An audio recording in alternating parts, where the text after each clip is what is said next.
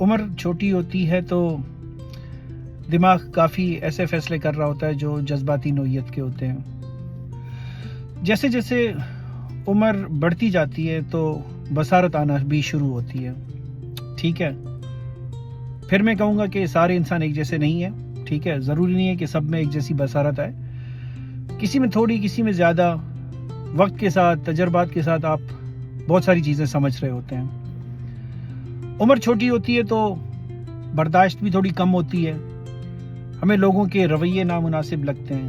ہم کہتے ہیں کہ یار ان کے گھر کے سامنے کچرا پڑا ہوتا ہے, گندگی ہوتی ہے, اور بہت ساری اس طرح کی باتیں.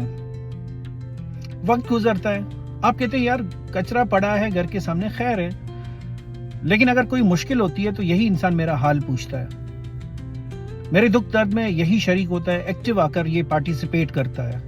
ٹھیک ہے, بجائے اس کے آپ کہتے ہیں کہ بھائی ٹھیک ہے, بڑے گھر میں رہتے ہیں, ان کے چمکتے ہوئے بنگلے ہیں, گاڑیاں ہیں, اور اگر وقت پڑے مشکل میں وہ صرف آپ کے پاس ایک فارمیلٹی پوری کرنے آتے ہیں.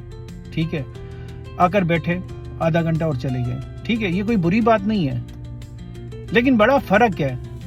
ٹھیک ہے, اب دوسری طرف جس انسان کے گھر کے سامنے جو کچرا اپنے پاس رکھتا ہے وہ اور اس دوسرے والے آدمی کے رویے میں بھی فرق ہے. کہنے کا مقصد یہ ہے کہ رشتوں میں, ریلیشن میں وزڈم کو دیکھا جائے, بصارت کو دیکھا جائے, ٹھہراؤ کو دیکھا جائے.